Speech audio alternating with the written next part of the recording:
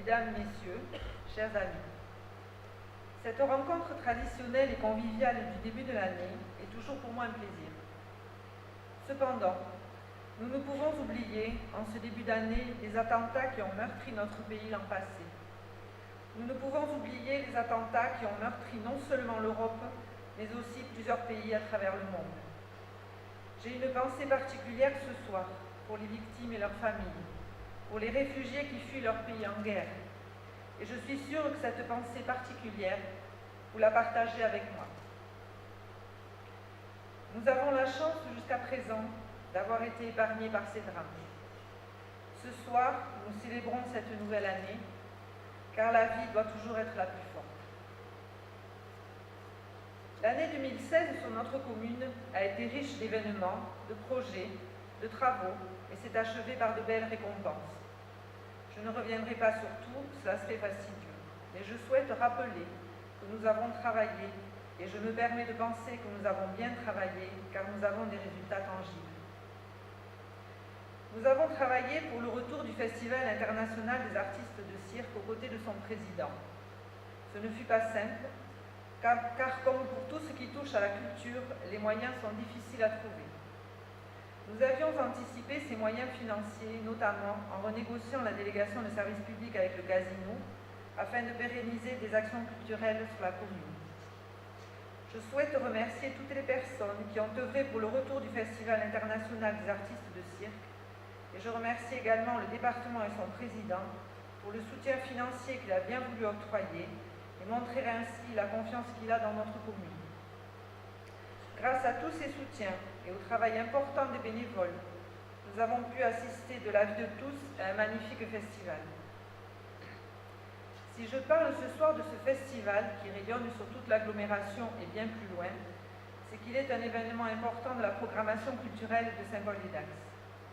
Or, pour la ville et pour ses élus, la culture revêt une importance majeure au-delà des spectacles auxquels nous avons pu assister en 2016. Et nous devons permettre à chacun de pouvoir y accéder, quels que soient ses moyens. C'est pourquoi nous avons mis en place une politique tarifaire accessible à tous. Cette politique, nous la maintiendrons. Nous avons aussi la conviction que la culture est une source d'inspiration, de développement personnel et de tolérance. Elle doit être accessible dès le plus jeune âge. C'est la raison pour laquelle nous proposons de nombreux spectacles pour les plus jeunes. Je citerai à titre d'exemple le festival de Félix en Herbe, qui est maintenant inscrit dans la continuité et qui draine un public nombreux. Et puis parce que la culture est diverse, nous tâchons de mettre en place des animations supplémentaires et nous favorisons les actions des associations, notamment à l'occasion des Journées du patrimoine, avec le soutien de l'Office de tourisme que je remercie pour son travail. Je souhaite également saluer le travail du comité de jumelage, qui a beaucoup fait l'an passé pour nos relations avec Caldes de Montbui, notre ville jumelle en Catalogne. Les Castellières de Caldes, qui réalisent des pyramides humaines de parfois 10 étages, nous ont offert un beau spectacle au bord du lac de Christus. Nous avons aussi rencontré les élus catalans, invités par le comité de jumelage à l'occasion du Festival du cirque. Tout ceci n'est pas anecdotique. Dans notre monde en crise, et qui a tendance à se replier sur lui-même, il est important de créer des liens avec d'autres cultures, de découvrir qui sont nos voisins et quelles sont les cultures des autres pays. Cela me semble important pour les jeunes générations, même si les adultes sont également concernés. La programmation culturelle de Saint-Paul-des-Dax est là pour permettre cette ouverture et cette connaissance. C'est le sens de la future médiathèque que nous souhaitons installer sur le site de la maison de Pierre Benoît. Ce projet avance.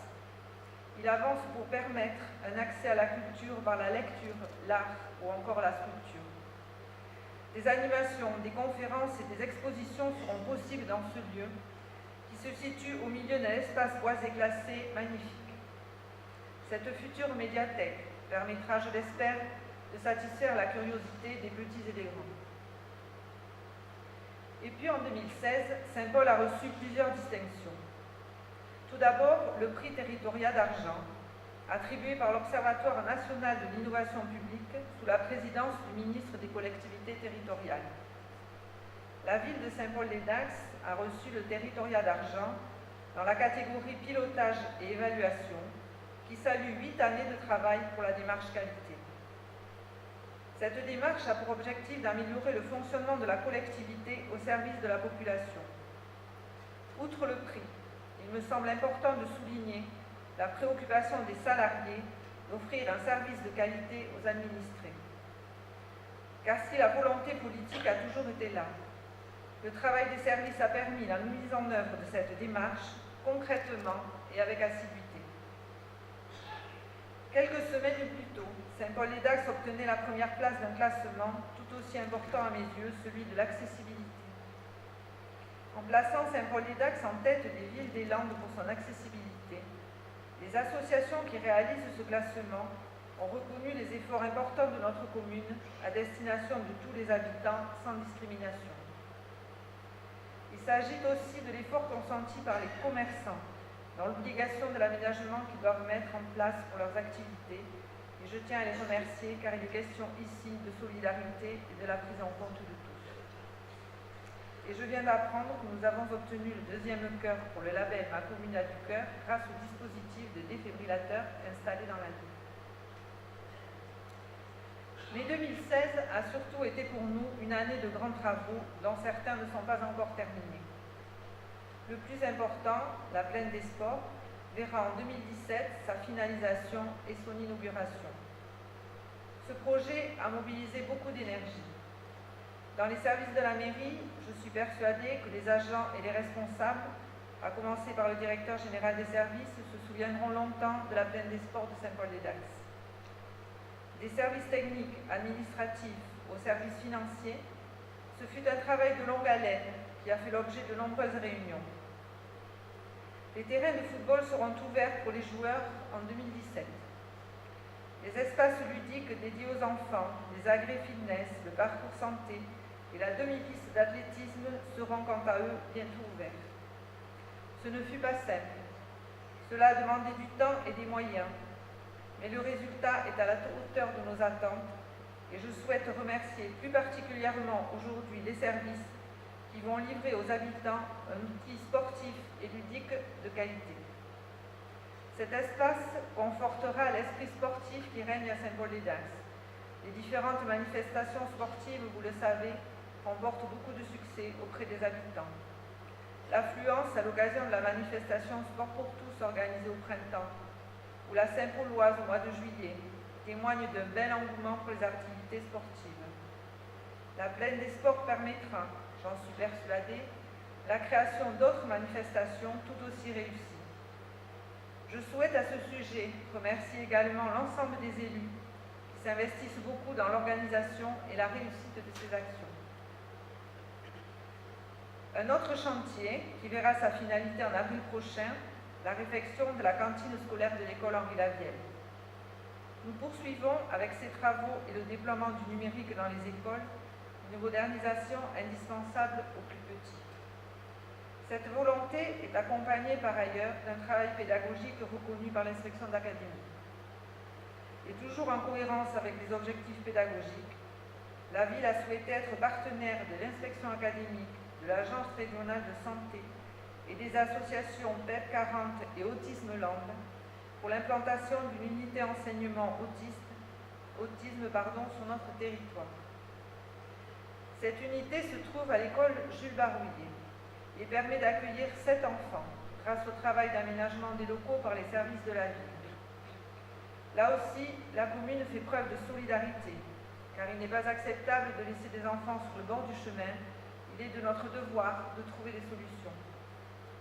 C'est la base de notre volonté politique, être au service de tous dans un esprit de solidarité. Tous ces travaux, tous ces projets, s'ils sont le fruit d'une volonté politique, ne peuvent voir le jour que grâce à une bonne gestion des moyens, qui eux sont toujours plus réduits. Ces travaux peuvent se concrétiser parce que nous anticipons avec une vision de l'avenir que nous souhaitons pour notre commune. Tous ces investissements sont réalisés avec des subventions pour la grande majorité d'entre eux. Je rappelle notamment que pour la Plaine des Sports, nous avons obtenu 50% de subventions, puisque la région Aquitaine, le département des Landes, le Centre national pour le développement du sport ont adhéré au projet et ont décidé de le soutenir financièrement. La communauté d'agglomération du Grand Dax, quant à elle, nous a octroyé 2,8 millions d'euros pour ce projet. Tous ces investissements sont aussi pour le territoire une activité économique confortée et des emplois créés. Le donneur d'ordre public qu'est la collectivité participe ainsi à la pérennité et à la stabilité économique nécessaires à tous pour créer la possibilité d'un futur pour chacun. 2017 marque le début de nouveaux projets tout aussi significatifs et dans d'autres domaines d'action. Le jardin du centre-ville est en cours d'aménagement et permettra à tous de se promener dans un lieu préservé dans lequel nous installerons aussi des jeux pour les enfants et une boîte à livres. Des rues de la commune seront restaurées par l'agglomération en concertation avec les services de la commune pour faire en sorte que l'espace public soit partagé en toute sécurité par les piétons, les cyclistes et les automobilistes. Nous avons présenté dernièrement aux habitants de la rue du Tambour les aménagements qui seront mis en place et qui feront en sorte de ralentir la vitesse des véhicules et surtout de décourager tous les véhicules qui souhaiteraient prendre cette rue pour tenter de gagner quelques minutes. 2017, c'est aussi le transfert de la compétence tourisme à l'agglomération. Un seul office de tourisme intercommunal pour le territoire sera en charge de la promotion et la valorisation du tourisme. Saint-Paul-et-Dax gardera cependant le site de l'office de tourisme actuel qui deviendra un bureau intercommunal du tourisme que nous souhaitons classer en catégorie 1 afin d'appuyer notre demande pour la commune de station classée déposée fin novembre. Le tourisme et le thermalisme sont une économie importante et en plein essor. Il est donc important pour notre territoire de bien le structurer afin qu'il permette encore des créations d'emplois. Cette prise en charge par l'agglomération permettra aussi des économies de moyens, notamment au titre de la promotion du territoire. Dans notre agglomération, un grand chantier prend forme puisque notre territoire a été choisi pour la construction du premier village Alzheimer de France. Cette initiative du président du conseil départemental reflète l'attention qu'il porte aux personnes âgées et la communauté d'agglomération du Grand Dax a souhaité partager cet esprit de solidarité en proposant un terrain pour son installation. En ce qui concerne nos jeunes, l'agglomération facilite aussi l'installation de l'école d'informatique InTech, car les métiers de l'ingénierie digitale sont des métiers d'avenir, mais aussi parce que nos entreprises ont besoin de ces compétences pour leur développement. Saint-Paul-et-Dax, comme les 19 autres communes membres de l'agglomération, nos deux vice-présidents en charge de l'environnement, du développement durable et des transports, moi-même en charge du développement économique, de l'emploi, du commerce et des politiques contractuelles, ainsi que les élus communautaires saint-paulois, participons et continuerons de participer pleinement au projet de la communauté d'agglomération du Grand Dax. La compétence tourisme, le PLUI, le développement du thermalisme sont des transferts de compétences qui intéressent toutes les communes et qui nous permettront de développer ensemble l'attractivité et l'aménagement du territoire au service de chacun de ses citoyens. Cela n'exclut pas les divergences de point de vue ni les discussions nécessaires au bon fonctionnement de toute assemblée respectueuse des convictions de chacun de ses membres. En ce qui concerne les aménagements privés, vous n'êtes pas sans avoir marqué la construction du Grand Mail 2 qui avance à grands pas. Là aussi, des emplois seront créés et de nombreux services proposés aux populations au-delà de la ville de Saint-Paul-et-Dax. L'enseigne Grand Frais, qui est un spécialiste des produits alimentaires frais, a aussi décidé de choisir Saint-Paul-et-Dax pour installer un magasin près du quartier de la Pince. D'autres investissements privés verront le jour. Des commerces se sont installés en centre-ville. Des logements individuels se construisent et nous devons anticiper la venue de nouvelles populations. Nous devons également permettre aux personnes qui ont de petits revenus de pouvoir se loger, d'être protégés en cas d'accident ou encore de pouvoir payer leur consommation d'eau. C'est la raison pour laquelle nous avons mis en place le tarif social de l'eau dans le cadre d'une expérimentation nationale, que nous avons permis aux mutuelles associatives de tenir des permanences ouvertes à tous à la maison des associations et que nous continuerons à solliciter les bailleurs pour la construction de nouveaux logements sociaux. Notre commune est très attractive et nous devons anticiper ces évolutions. 2007 sera donc encore une année de travail. Mais ce travail, nous le faisons avec plaisir, car aujourd'hui, plus encore qu'hier, nous avons conscience qu'il est important de montrer concrètement ce qu'est l'action publique. Nous avons conscience de la montée des intolérances et des égoïsmes. C'est la raison pour laquelle nous privilégions les actions intergénérationnelles mises en place par les écoles avec les EHPAD ou encore le lieu d'accueil enfants-parents en partenariat avec la Caisse d'allocation familiale d'Élan. C'est la raison pour laquelle nous favorisons les actions qui permettent aux plus fragiles de trouver les moyens de vivre, de se cultiver et d'apprendre dans les meilleures conditions. C'est la raison pour laquelle nous soutenons les associations de notre commune. Et je remercie sincèrement, une fois de plus, les bénévoles qui œuvrent sans compter. C'est pourquoi nous sommes exigeants avec les animateurs des temps périscolaires, pour qu'ils proposent aux enfants des actions qui leur permettent de s'ouvrir aux autres, de découvrir d'autres mondes que le leur, de découvrir la musique et le sport, de participer à des actions sur la citoyenneté et la tolérance, ou encore de comprendre, par l'expérience, les situations de handicap quand ils jouent au tennis dans un fauteuil roulant. Nous avons conscience de nos responsabilités envers nos enfants et l'environnement dans lequel ils vivent. C'est la raison pour laquelle les espaces verts de Saint-Paul-et-Dax sont depuis 1 an déjà entretenus avec 0 produit phytosanitaire. C'est aussi la raison pour laquelle, dans chacune de nos actions, manifestations ou événements, nous privilégions les rapports humains en étant présents le plus possible à vos côtés. Nous avons conscience de nos devoirs et de nos responsabilités dans ce monde complexifié par les extrémismes. Mais nous avons aussi des raisons d'espérer, car nous voyons ici et là des signes, des actions qui remettent l'humain au cœur des préoccupations. Ici, ce sont des coopératives d'achat de produits bio et locaux. Ailleurs, ce sont des économies circulaires qui se mettent en place pour éviter les gaspillages industriels. Partout, des expérimentations voient le jour et petit à petit, ce que nous appelons l'économie sociale et solidaire se met en place pour remettre l'humain au cœur des dispositifs de production. Nous vivons désormais dans un monde qui a changé d'échelle. Nous nous devons de penser une société dans le monde tout en respectant les différences, les nations et les territoires. Encore une fois, il me semble que nous devons beaucoup travailler. Mais ce travail, comme celui que nous faisons au quotidien à la mairie, est passionnant et rempli d'espoir. Nous l'avons vu dans l'histoire, les choses peuvent changer et le monde se transformer. 1789 a vu la France et l'Europe se transformer.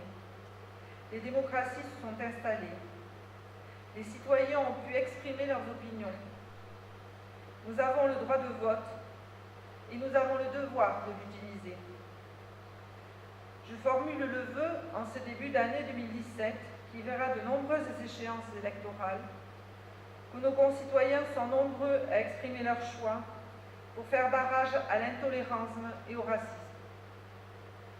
En ce début d'année, je nous souhaite à tous de trouver les solutions d'une nouvelle société, car comme le colibri dans la forêt en feu qui a porté sa goutte d'eau pour éteindre l'incendie, nous avons chacun notre goutte d'eau à porter pour créer ensemble solidarité, partage, justice et tolérance.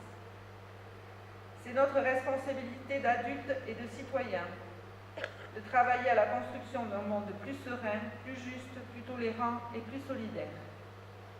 Nous le devons à nos enfants, aux générations futures dans notre pays, mais aussi aux enfants du monde entier. Je vous souhaite à tous une très belle année 2017 et vous invite à partager un moment de convivialité. Je vous remercie.